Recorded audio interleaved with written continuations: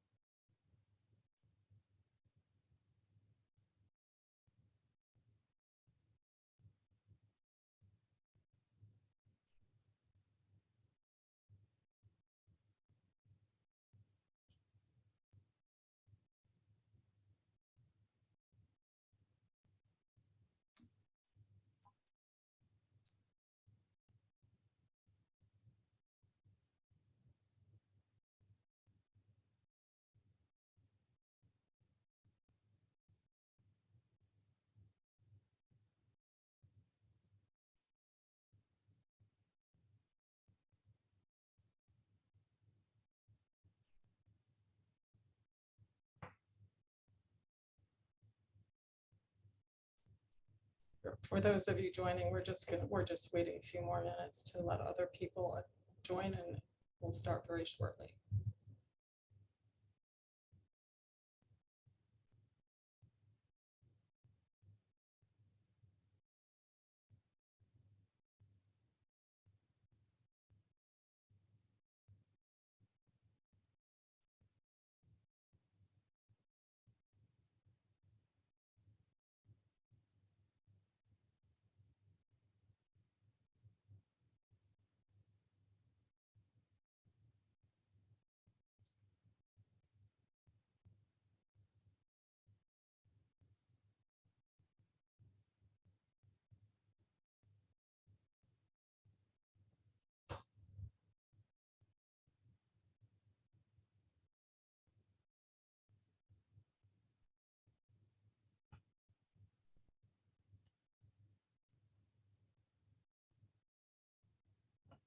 Okay, hello and welcome to our program on occupational segregation. I am Terry Fromson, Managing Attorney of the Women's Law Project, a Pennsylvania-based public interest law center dedicated to sex and gender equity. I am pleased to be your moderator today. The Women's Law Project is one of the founding members of Equal Pay Today, which is co-sponsoring this program with another member, the Institute for Women's Policy Research. Equal Pay Today was launched on the 50th anniversary of the Equal Pay Act by national and state-based women's legal advocacy and worker justice organizations to close the gender and racial wage gap that persists in nearly every industry and profession in the country. We are now 32 organizations strong. The Institute for Women's Policy Research is a leading and bipartisan national think tank that conducts and disseminates research to contribute to public policy and improve the economic lives of women and their families by closing inequality gaps. Both the Institute for Women's Policy Research and the Women's Law Project are members of Equal Pay Today's steering committee and roundtable. And with us today is Shannon Williams, Director of Equal Pay Today. If anyone is interested in learning more about Equal Pay Today or joining, Shannon encourages you to contact her at swilliams@equalrights.org. Occupational segregation has been included on the platform of Equal Pay Today since the beginning, along with 4 other factors: overt pay inequality, wage theft and inadequate minimum wage, pay secrecy in pregnancy, and caretaking responsibilities. I'm pleased to see occupational segregation on our agenda for this year. It is a challenging problem to overcome, and it is time we took it on. Occupational segregation is a significant factor in unequal pay. It is characterized by the overrepresentation of women in low-wage jobs and of men in high-paying jobs.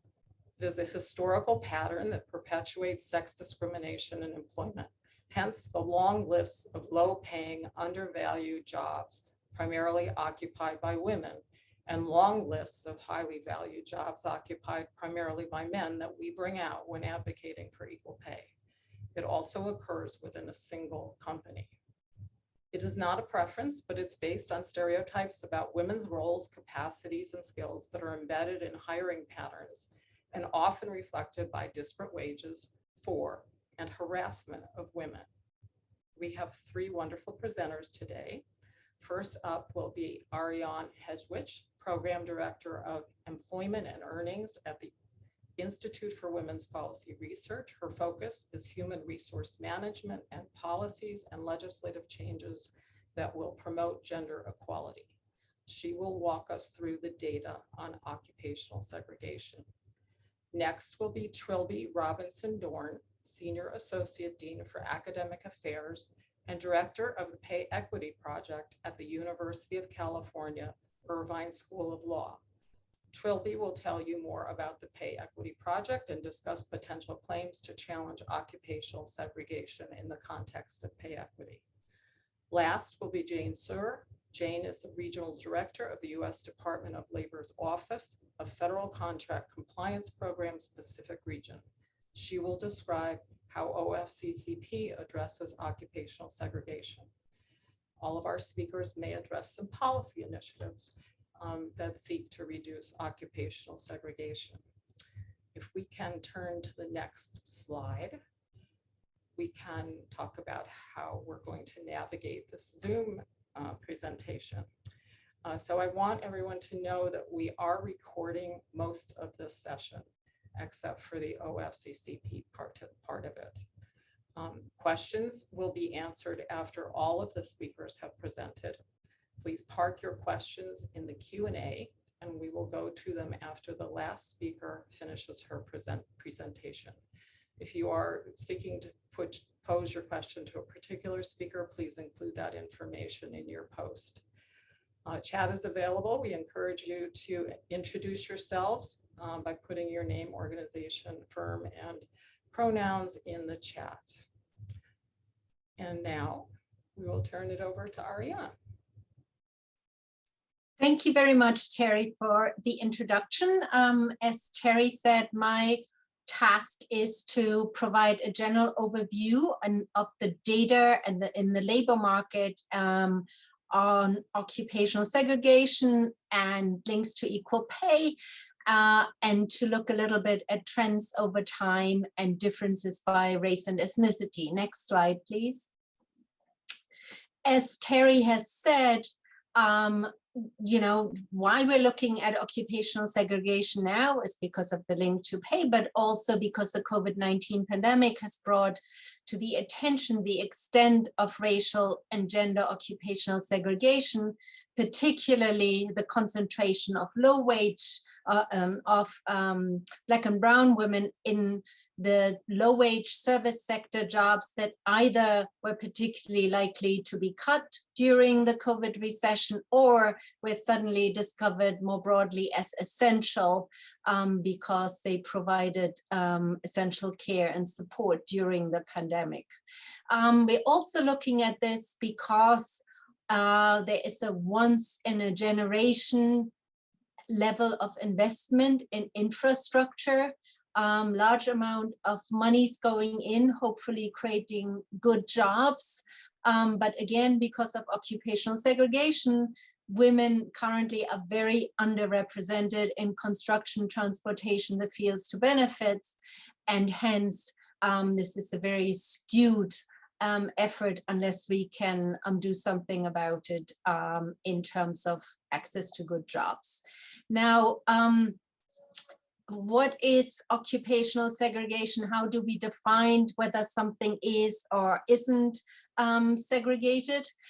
Probably in the law, the best reference may be coming from education and workforce development, the Perkins Law or the Workforce Investment Opportunities Act. Both include definitions of non-traditional occupations as one which has less or fewer than 25% of women or of men in them, and under that circumstances there allows special spending and affirmative action to improve access.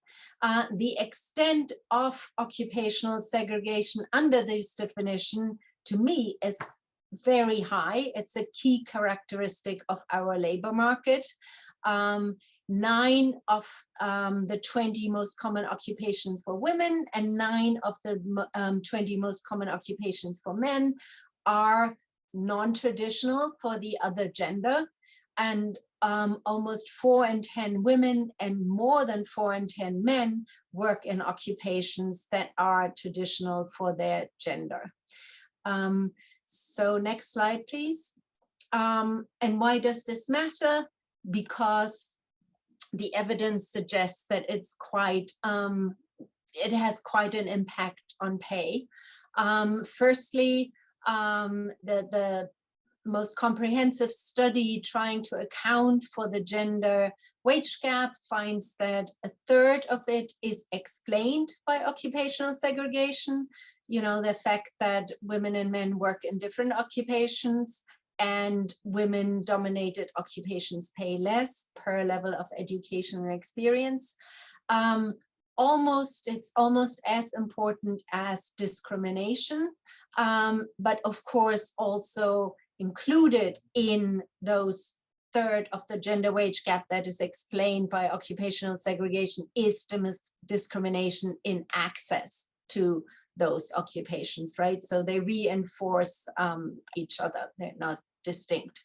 Historically, factually, you know, during the last 15 years or, you know, up to 2008, 60% of wage growth for Black women, 40% of wage growth for white women, and 45% for Black men is estimated to have been due to greater occupational integration, a huge component of real wage growth.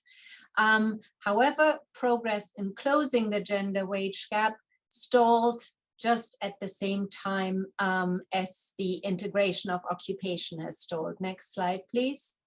And so here, that same sentence as a graph, as this graph tracks trends in the gender wage gap for full-time weekly workers from 1980 onwards, and you can see you know, the last, since 2000, there's been much less progress, and it maps it against the index of occupational segregation. This is for all workers 25 and older, so not a very scientific match, but you can see the index, which is 1.0 would be totally separate occupations, and 0 would be totally integrated. Say more about it in a second. It kind of integration falls as the wage gap rises, and then integration stalls as the wage gap stalls. And of course, if you want to map this onto policies in the 1970s and 80s, a lot of the legislative initiatives, Equal Pay Act, Title VII, Title IX, Executive Order 11246, a large part of this was aimed at opening up occupations.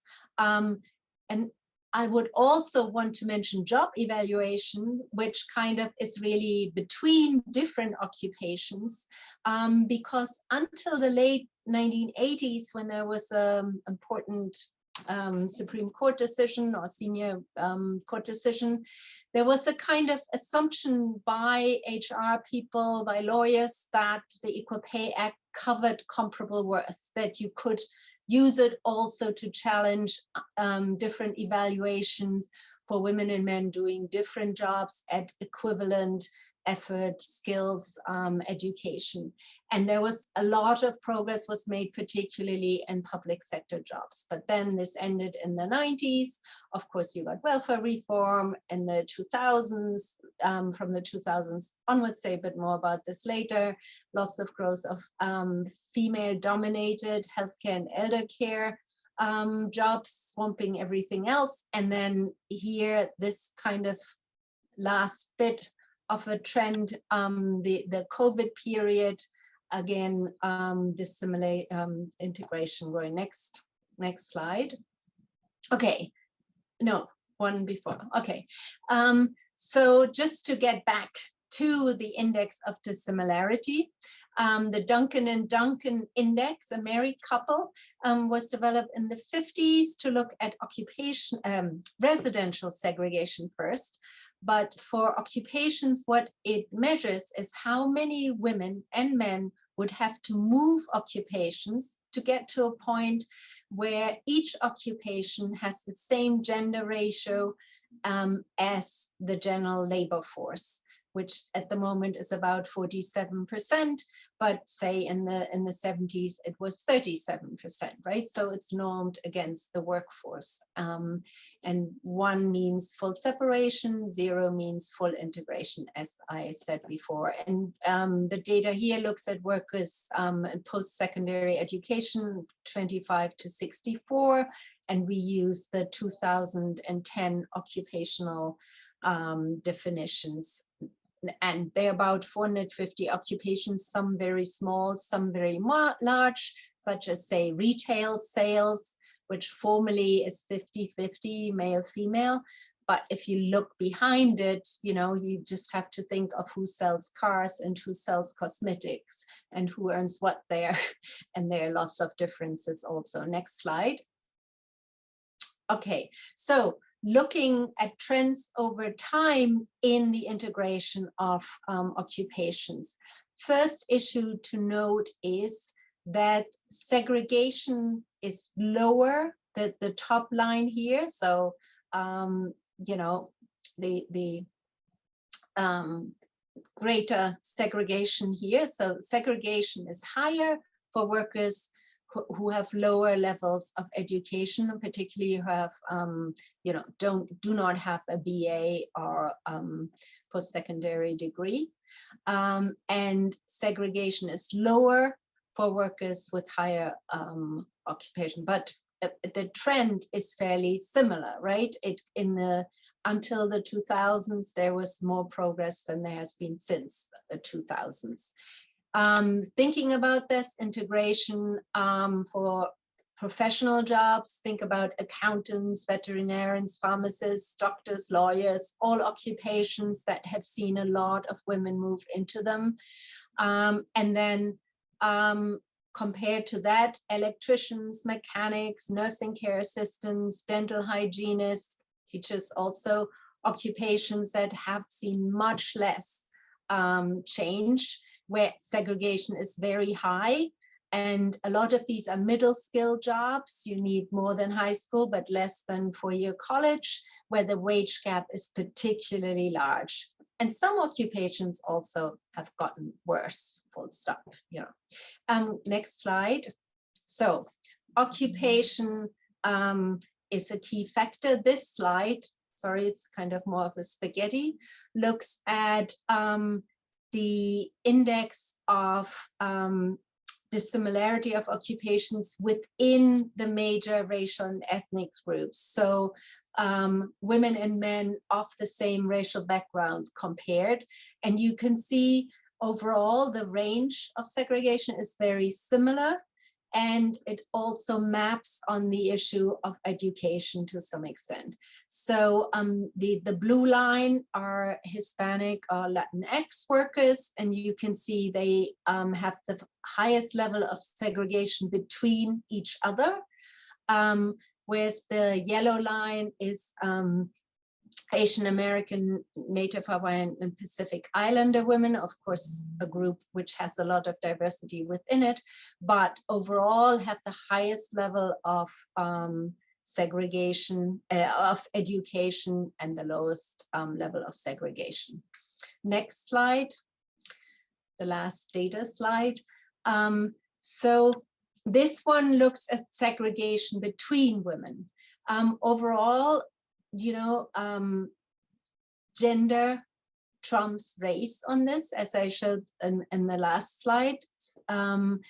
You know, men are more segregated from women, whatever their racial background. That said, what this table does is to compare or look at the segregation or integration between white non-Hispanic women in the first column and women of other backgrounds, and then just the same compared to white non-Hispanic men. And you can see at each of those the level of segregation is almost twice women compared to men who you take as a baseline, but nevertheless the segregation is substantial. Unlike trends in gender segregation overall, segregation by race and ethnicity between women has stayed fairly stable since the 1990s. And to some extent, this expresses trends in education. All groups have moved up in education and also occupational attainment. But to some extent, what has happened, for example, Black women have tremendously increased educational attainment and moved into the white collar non-managerial occupations that in the past helped white women to significantly improve their real earnings. However, the job quality in those white collar non-managerial jobs since then has gone down as part of general deregulation and polarization in jobs. So there are fewer wage gains to be had from moving into those occupations. And then of course, what you also get within occupations, particularly large occupations, that there's a polarization within them, meaning that for white women tend to hold the better jobs in these white collar occupations than Black women. Next slide. And this is the last slide. So just to summarize, occupational segregation matters because it does seem to have an impact on equal pay. Of course, it's not the only impact on equal pay. So just to recap, progress has stalled in both the gender wage gap and in occupational integration from 2000s onwards. One reason is the disproportionate growth of women-dominated and undervalued occupation in healthcare and elder care. So women continue to really outstrip men in educational attainment, but whereas before they used this to move into professional male-dominated occupations, now it's much more that, you know, there's so much growth in the occupations that already are female dominated because of healthcare and elder care, that women are moving to those, and that those occupations are undervalued, so they are gaining less in terms of earnings. And the other point, of course, is the fissuring, i.e. the breaking up of large employers into lots of more little deregulated firms, and deregulation and polarization in jobs overall within occupations also. The next point is, as I said, during COVID, wage gap slightly improved, integration slightly improved. Will this last? Should this last? It reflects both an increase in women's male share of male-dominated jobs. So I guess it's that would in transportation and construction, as well as a decline in female-dominated jobs. So, you know, question is, can this move into something that becomes more substantial? And then how can we accelerate occupational integration and reduce the cost of segregation overall? No silver bullet, I guess. It's, as Terry said at the beginning, education, unionization, taxation to fund care, and last not least, litigation. And with that, I hand back to Terry and to Trilby. Thank you.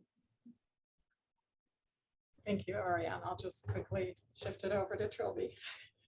Great, thank you both so much.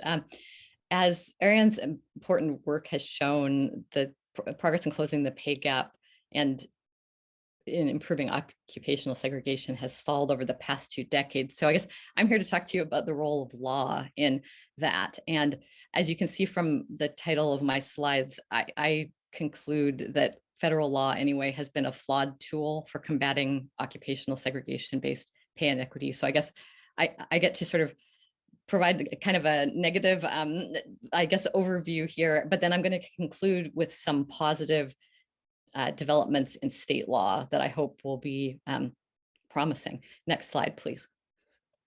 So in the time I have, I'm going to briefly try to do the following few things. First of all, provide an overview of potential federal equal pay claims under Title VII and the Equal Pay Act. Then briefly discuss the challenges bringing these claims, the demonstrated challenges plaintiffs have had in bringing these claims and succeeding on them. And then talk briefly about state law as a potential tool for moving the needle, and conclude with a slide related to other opportunities and ideas that I hope we have time to discuss some of in the Q&A at the end. Next slide. This is basically just the text of Equal Pay Act, which I'm not going to read to you, but the Equal Pay Act is one of two major federal laws that allow women to sue for pay discrimination. And in short, it mandates that covered employers have to pay women and men equally for equal work. And I'm going to talk more about that on the next slide, please. Thank you. So there are two key components to an Equal Pay Act claim. The first on the slide is that the employer has to have paid different wages to employees of the opposite sex in the same establishment. So I want to break that down a little bit further. This language has been interpreted to require a plaintiff to identify a specific male employee doing the same job but earning more, which is called a comparator. This is often not easy to do because most employees don't know what their coworkers earn. And neither the EPA nor any other federal law mandates pay disclosure or transparency across the country. So the first hurdle to bringing this claim is that often women don't know how much the male comparators make and are not able to identify one, which would be fatal to an Equal Pay Act claim. Secondly, as noted, the claim applies to employees of opposite sex in the same establishment. And a number of courts have interpreted that same establishment language very narrowly to require that the male comparator who's being paid more has to work in the same office or facility as the woman. So even if there are other offices or facilities, for example, within the same county where you could point out a male comparator, some courts have said that's not enough and dismissed claims on that basis. It has to be the same office. The second component of an Equal Pay Act claim is that the unequal pay has to be for equal work. And this is a really important part of why the Equal Pay Act is not a good tool for occupational segregation claims. So to talk about this a little bit more, equal work requires equal skill, effort, and responsibility. That's in the statute itself, and has to be performed under similar working conditions.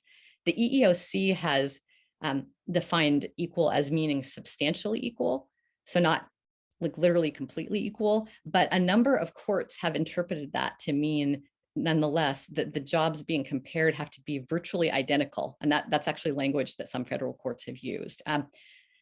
Unfortunately, many federal courts have found jobs not to be substantially equal under the Equal Pay Act, even when the workers are in the same occupation due to small differences, in duties or experience of the two employees.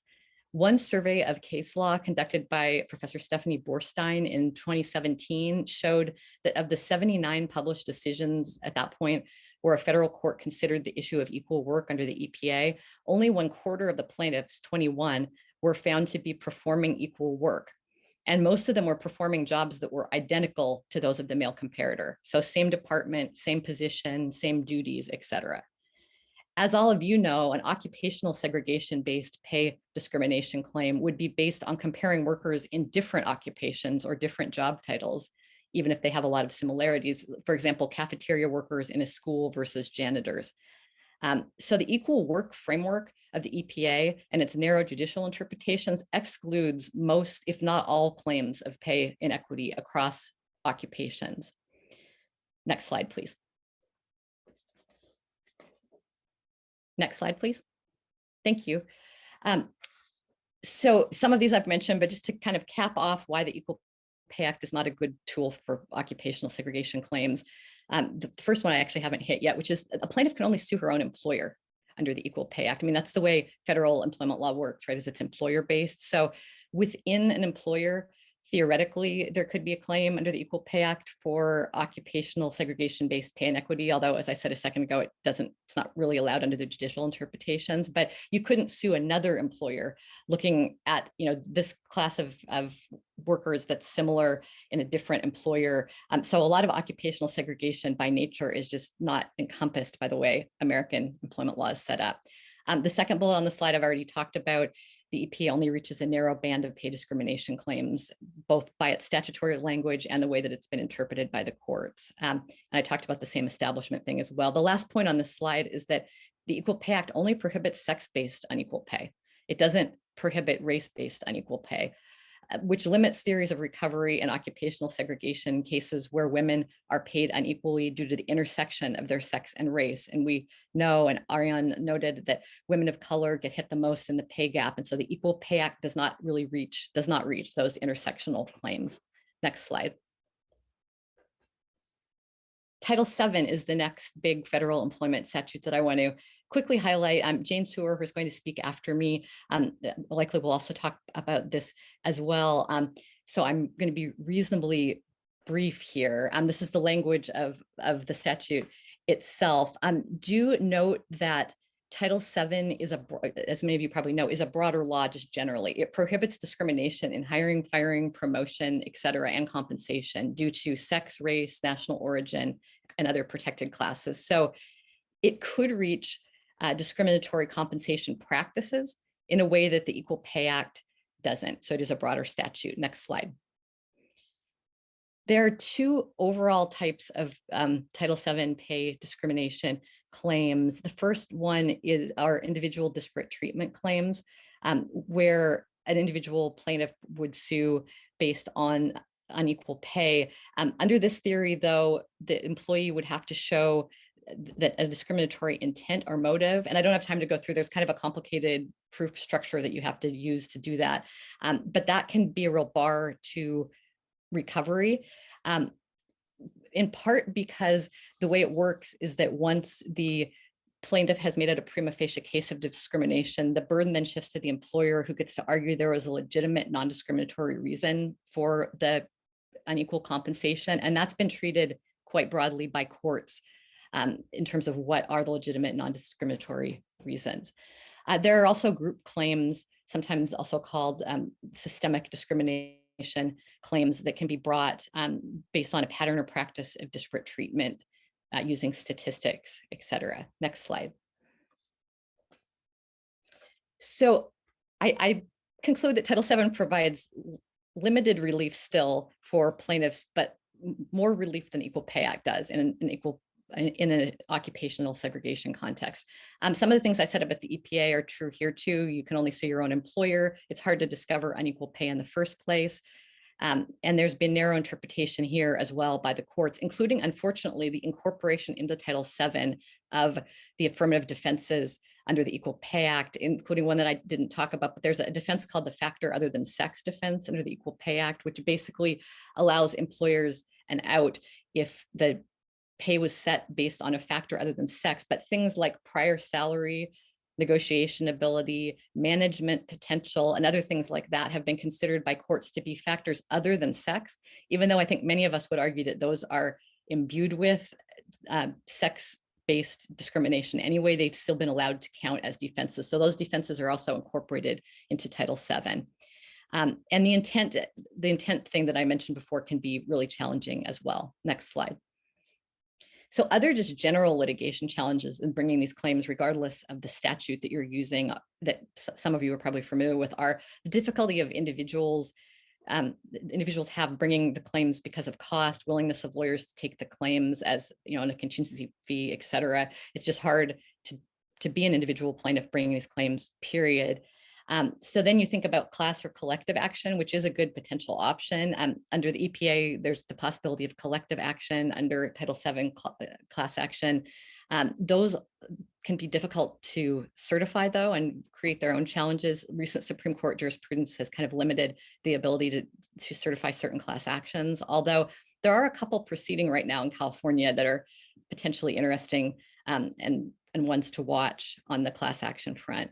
As many of you also probably know, many workers are I put forced arbitration clauses on this slide, mandatory or forced arbitration clauses in their employment agreements that in which the worker is going to have to take the case the claim to arbitration rather than court. So that impacts the ability to use litigation as a tool here. And finally, employers will often settle cases and require the employee to sign a non-disclosure or confidentiality provision so that later litigants are not able to really know, or later workers are not able to really know or get at what happened in the specific situation. Next slide. So most of what I've said so far, I think, has been pretty depressing. So I want to turn to something that's more positive. And actually, this is the focus of my work right now in the pay equity project here at UC Irvine, which is state laws that move the needle on pay equity and occupational segregation. So since 2016, well, let me back up a step. I think many of you know that there have been repeated attempts to amend the EPA via the Paycheck Fairness Act at the federal level. And for 25 years or so, those have not succeeded in Congress. So partially in response to that, starting in about 2016, states have started to take a lot of action to amend their existing pay equity laws or enact new ones. So there are a number of recent ones that are very promising for a lot of reasons, and I don't have time to talk about all the reasons today, but I'm going to focus on a reason that I think could be really important in the context of occupational segregation, which is state law's broader definitions of equal work. Where I talked a few minutes ago about how narrowly the courts have interpreted equal work under equal pay to require basically often practically identical jobs to be compared, and that's all, which would exclude occupational segregation claims. The state laws have been broadened, a bunch of them, to either talk about comparable work instead of equal work, or similar or substantially similar work. And so I want to highlight Massachusetts as an example, because I don't have time to talk about all these states, but it's a state that actually had a state equal pay law with comparable work language in it since the 40s, which is really unusual. But a court interpreted it narrowly in the late 90s in a case called Jancy to basically not be as helpful as we would hope in terms of the breadth of comparable work. But in 2016, the Massachusetts legislature statutorily overruled Jancy, redefining comparable work, and importantly stating that a job title or job description alone shall not determine comparability. So the legislative history of the Massachusetts statute and the language itself, to me, opens the door for a occupational segregation-based pay discrimination claim using this comparable work language, which, as far as I'm aware, there are no reported decisions that do that. If any of you on this webinar are aware of cases that are working their way through the courts there, I'd love to hear about that. But I think this is a potential opportunity, as are the other states that I've listed on the slide. California talks about substantially similar work, Oregon comparable work, and then I've listed others here too. So the states are going in a good direction here and trying to broaden out what counts as equal work, although again, there's not really an interpretive body of law yet. Next slide. So I want to end with a few ideas about possible opportunities using law or policy for combating pay inequity caused by occupational segregation. The first is what I just mentioned, which is the use of state law. I would love to see plaintiffs bringing test lawsuits under some of these states' laws to test the boundaries of what comparable worth and substantially similar mean in the context of occupational segregation. There are two cases making their way through the California, which is where I'm located, courts right now, testing the substantially similar standard, the Oracle case and the Google case, but they've been certified as class actions, but the court has not ruled on that issue yet. So I'm hoping that will be coming. The second point on this slide is that I think many of you on this webinar probably do this already or have thought about this, but encouraging or requiring the private sector to adopt job evaluation models from unionized workforces or the federal government where the pay gap is smaller to level the pay between similar occupations within a workplace. So that can be done via job evaluation studies that compare different occupations within one employer requiring the same level of qualifications and then setting pay in that manner.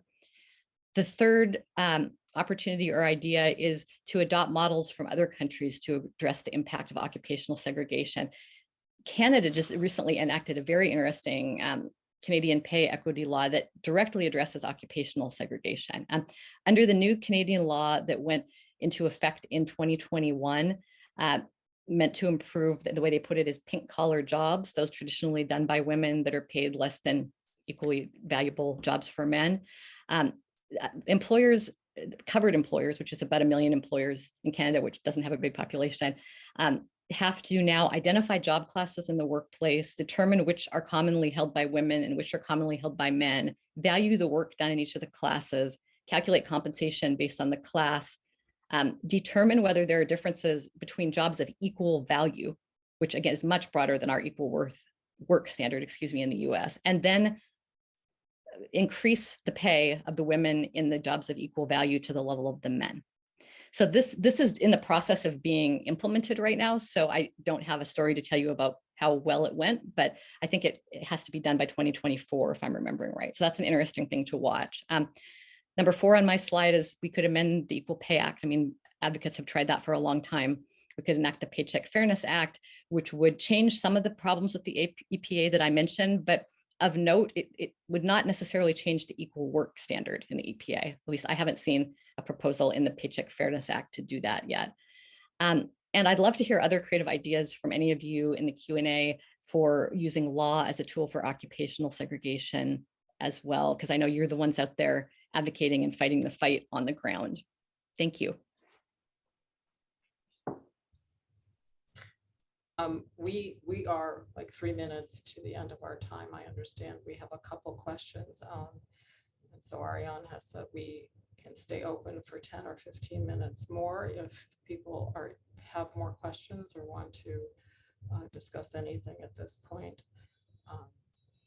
As moderator, I just want to ask 2 individuals 2 quick questions to make sure I understood everything. So Ariane, in your presentation, you talked about the women's jobs having fallen in quality at some point. And I just wanted to understand what you meant by quality. Was it just wages, or was there something more that you were capturing there?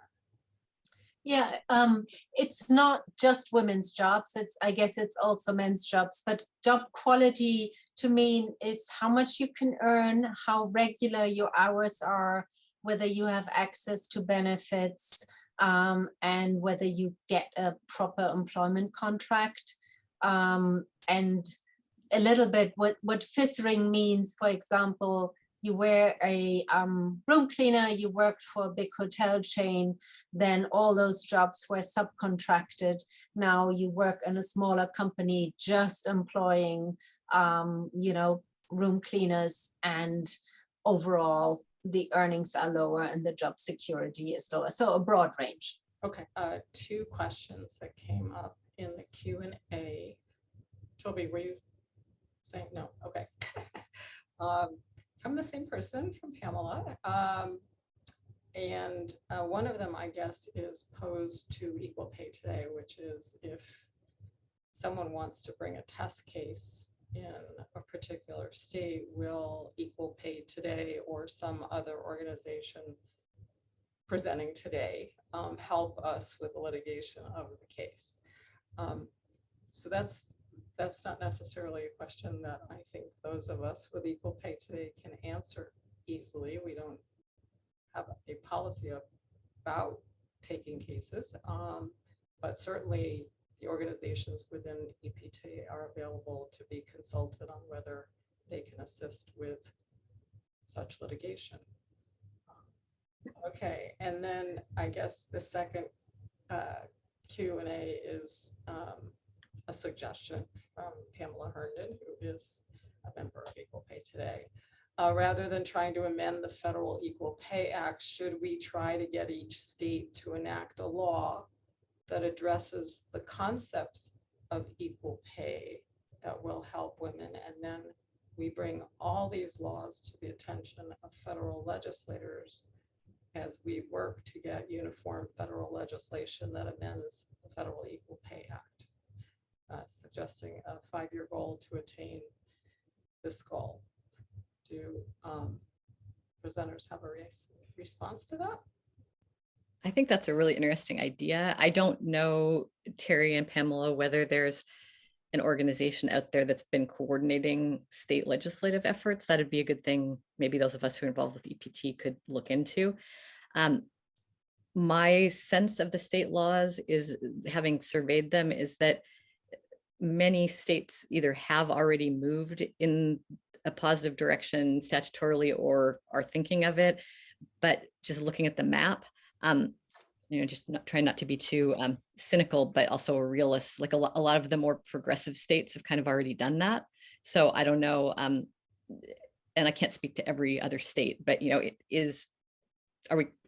the likelihood of success in some of the other states, I'm not sure what it would be, but I do think it's a really interesting idea that we could maybe explore as a group. Yeah. And I think that also my understanding is that EPT is exactly set up to try and work together on those type of initiatives. And there are quite a few legal minds in there who maybe may help to frame that. For me also, not being a lawyer and therefore speculating widely, and not, having come to the US not lately after I lived in countries which both had comparable worth laws, but also a greater role for collective bargaining. I think to also kind of basically map a little more widely, there's a lot of discussion about independent contractors, how we can broaden out the reach of comparators for pay cases, not necessarily in a strict litigation sense, but possibly in a policy sense. When states decide how they say fund certain provisions, we already have this. There's a lot of focus on infrastructure spending, including to try to get care infrastructure in there, to try and say, okay, can we get we have prevailing wage for construction workers. Can we say we should somehow link notionally care workers' jobs to what construction workers get at similar skills levels, right? Whether there are other ways for mobilizing and possibly creating aspirational frameworks that can help us address the two challenges of occupational segregation. If you think one is, occupations women work in are often bad occupations, so we need to improve those. And the other one is we need to improve access to the occupations that are now good, but underrepresent women. So, to think a little bit more broadly aspirational, as I said. I mean, the other issue I would like to put back on the table, as I said, in the 80s, the fact that a lot of states use local and state government job evaluations to explicitly gender proof those, those job evaluations, right? To make sure that janitors and childcare workers or cafeteria workers or whatever were paid the same.